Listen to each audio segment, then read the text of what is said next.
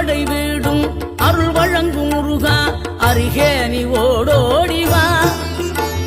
மூவிரண்டு முகம் சொலிக்க ஆறிரண்டு கரங்களுடன் ஆதரவு தர ஓடிவா ஆறுபடை வீடும் அருள் வழங்கும் முருகா அருகே நீ ஓடோடிவா